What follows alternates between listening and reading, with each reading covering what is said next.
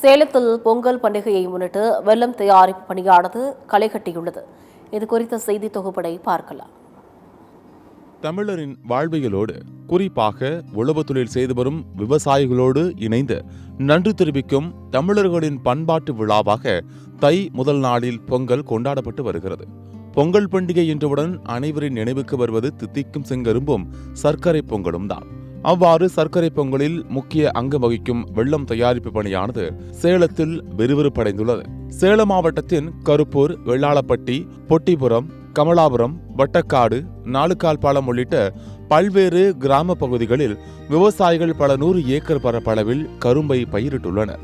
இங்குள்ள பெரும்பாலான விவசாயிகள் அறுவடை செய்யும் கரும்பை பெரும் ஆலைகளுக்கு அனுப்பாமல் அந்தந்த பகுதிகளிலேயே உள்ள வெல்லம் தயாரிக்கும் சிறு ஆலைகளுக்கு மதிப்பு கூட்டு செய்வதற்காக வழங்கி வருகின்றனர். அவ்வாறு சிறு ஆலைகளுக்கு கொண்டு வரப்படும் கரும்பு கட்டுகள் இயந்திரத்தின் மூலம் அரைக்கப்பட்டு கரும்பு சாறானது எடுக்கப்படுகிறது. பின்னர் அந்த கரும்பு சாறை பெரிய பாத்திரத்தில் ஊற்றி நன்கு சூடுபடுத்தி சரியான பதம் வரும் வரை கிளறப்பட்டு பதம் வந்தவுடன் எடுத்து வெல்லம் மற்றும் நாட்டு சர்க்கரை தயாரிக்கப்படுகிறது. இங்கு தயாரிக்கப்படும் வெல்லம் சேலம் மட்டுமின்றி தமிழகத்தின் பல்வேறு மாவட்டங்களுக்கும் அனுப்பி வைக்கப்படுகிறது. இங்கு உற்பத்தி செய்யப்படும் வெல்லத்திற்கு எப்போதுமே தனி சுவையும் தனி மனமும் உண்டு. இதற்காகவே சேலத்தில் தயாரிக்கப்படும் வெல்லங்களை ஆர்வமாக விற்பனையாளர்கள் வந்து வாங்கி சொல்கின்றனர். தாத்தா, அப்பா, இது நான் 3 தலைமுறையா இந்த முக்கியமா இந்த ஆலை தொழில் தான் நாங்க பார்த்துட்டு இருக்கிறோம். வெல்லம் வந்து இந்த கொடுக்கும்போது அத்தனை ரேஷன் கார்டுகளுக்கும் வெல்லம் போய் நல்ல வெல்லம் போய் சேர்ந்துரும். அப்ப வெளிமாநில வெல்லம் கூட ஒரு சில டைம் கொடுத்தாங்க, அதுல கூட சில குறைபாடுகள் இருந்தது. ஆனா இந்த வெல்லத்தை கொடுக்கும் போது எல்லாரும் மகிழ்ச்சி, இங்க விவசாயம் சார்ந்த தொழில் செய்யறவங்க ரொம்ப பெருமையா மகிழ்ச்சியா நினைச்சு எல்லாருக்கும் செஞ்சு திருப்தியா கொடுத்தாங்க. எங்களுக்கு வேலையும் வாழ்வாதாரமும் முக்கியமா ரொம்ப நல்லா இருந்தது.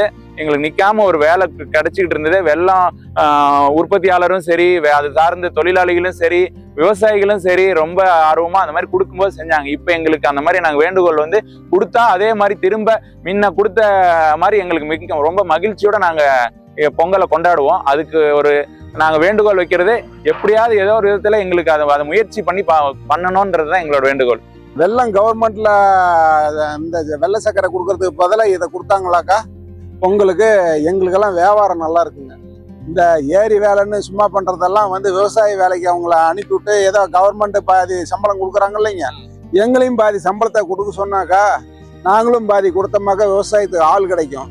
எனவே தமிழக அரசு குடும்ப அட்டைதாரர்களுக்கு பொங்கல் பரிசு தொகுப்பில் அறிவித்துள்ள சர்க்கரைக்கு பதிலாக இனிவரும் காலங்களில் நாட்டு சர்க்கரை வழங்க ஒரு நிரந்தர நடவடிக்கை எடுக்க வேண்டும் என கோரிக்கை விடுத்துள்ளனர்.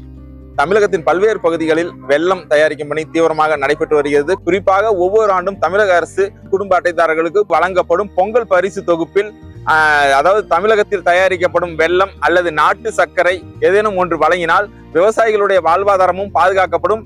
நூற்றுக்கணக்கான ஆலை உரிமையாளர்கள், அதை நம்பியுள்ள லட்சக்கணக்கான பணியாளர்களும் பயன்பெறுவார்கள். அரசு உடனடியாக இதற்கு ஒரு நடவடிக்கை எடுத்து விவசாயிகளையும் ஆலை உரிமையாளர்களையும் பாதுகாக்க வேண்டும் என்பதுதான் இவர்களின் பிரதான கோரிக்கையாக உள்ளது. சத்தியம் செய்திகளுக்காக சேலத்திலிருந்து ஆனந்த்.